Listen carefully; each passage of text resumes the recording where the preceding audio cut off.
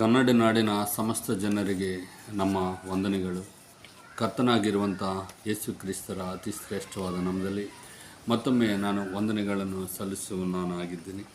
ಪ್ರಿಯರೇ, ಈ ದಿನಗಳಲ್ಲಿ ಶುಭವಾರ್ತೆಗಳನ್ನು ಆಲಿಸುವ ಆಸ್ಪದವು ಬಹಳ ಅಪರೂಪಗೊಂಡಿದೆ. ವಾರ್ತಾಪತ್ರಿಕೆಗಳು ಮತ್ತು ಟಿವಿ, ರೇಡಿಯೋ ವಾರ್ತೆಗಳು ಬಹಳವಾಗಿ ಅಸಂತೋಷ ಮತ್ತು ಕೆಟ್ಟ ವಾರ್ತೆಗಳಿಂದ ತುಂಬಿದೆ.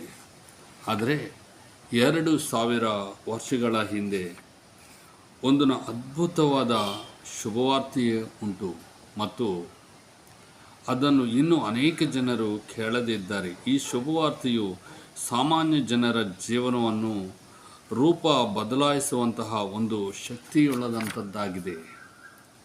ಶುಭವಾರ್ತೆ ಅಂದರೆ ಏನು? ಪ್ರಿಯ ಸಹೋದರರೇ, ನಾನು ನಿಮಗೆ ಬೋಧಿಸಿದ ಶುಭ ಸಂದೇಶವನ್ನು ನೆನಪಿಗೆ ತಂದುಕೊಳ್ಳಿರಿ. ನೀವು ಅದನ್ನು ಸ್ವೀಕರಿಸಿದ್ದೀರಿ, ಅದರಲ್ಲಿ ನೆಲೆಯಾಗಿ ನಿಂತಿದ್ದೀರಿ. ನಾನು ನಿಮಗೆ ಶುಭ ಸಂದೇಶವೆಂದು ತಿಳಿಸಿದ ಸಂಗತಿಯನ್ನು ದೃಢವಾಗಿ ವಿಶ್ವಾಸಿಸಿದರೆ ನೀವು ಜೀವೋದ್ಧಾರವನ್ನು ಪಡೆಯುವಿರಿ. ಇಲ್ಲವಾದರೆ ನಿಮ್ಮ ವಿಶ್ವಾಸವು ನಿರರ್ಧಕವಾದೀತು. ಪ್ರಿಯರೇ, ಈ ಶುಭವಾರ್ತೆಯು ಯೇಸು ಕ್ರಿಸ್ತರ ಕುರಿತಂಥ ಶುಭವಾರ್ತೆವು.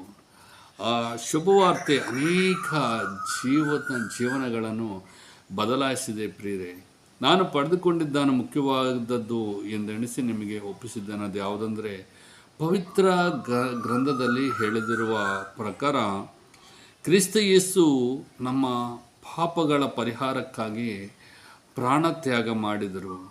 ಅವರನ್ನು ಭೂಸ್ಥಾಪನೆ ಮಾಡಲಾಯಿತು.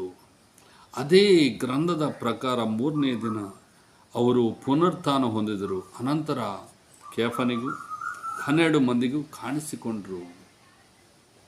ತರುವಾಯ ಒಂದೇ ಸಮಯದಲ್ಲಿ 500ಕ್ಕೂ ಹೆಚ್ಚಿನ ಮಂದಿ ಸಹೋದರರಿಗೆ ಪ್ರತ್ಯಕ್ಷರಾದರು. ಅವರಲ್ಲಿ ಕೆಲವರು ಸತ್ತು ಹೋಗಿದ್ದರೂ ಬಹುಮಂದಿ ಇಂದಿಗೂ ಬದುಕಿದ್ದಾರೆ. ಈ ಶುಭವಾರ್ತೆಯು ಯಾರ ಕುರಿತಂಥ ಶುಭವಾರ್ತೆ ಅಂದರೆ, ಕರ್ತನಾಗಿರುವಂಥ ಯೇಸು ಕ್ರಿಸ್ತನ ಶುಭವಾರ್ತೆ, ಆತನ ಕುರಿತಂಥ ಶುಭವಾರ್ತೆ. ಇಲ್ಲಿ ಕಷ್ಟಪಡುವವರೇ, ಹೊರ ಹೊತ್ತವರೇ, ನೀವೆಲ್ಲರೂ ನನ್ನ ಬಳಿ ಬನ್ನಿರಿ, ನಾನು ನಿಮಗೆ ವಿಶ್ರಾಂತಿ ಕೊಡುವನು ಎಂದು ಯೇಸು ಸ್ವಾಮಿ ಕರೆಯುತ್ತಾ ಇರುವಂಥ ಶುಭವಾರ್ತೆವಾಗಿದೆ. ಶುಭವಾರ್ತೆ ನಾವು ಯಾಕೆ ತಿಳಿಸುತ್ತೀವಿ ಅಂದರೆ, ಯೇಸು ಸ್ವಾಮಿಯೇ ಪ್ರಭು ಎಂದು ನಿನ್ನ ಬಾಯಿಂದ ನಿವೇದಿಸಿ ಅವರನ್ನು ದೇವರು ಸಾವಿನಿಂದ ಪುನರ್ಗೊಳಿಸಿದ್ದಾರೆಂದು ಹೃದಯ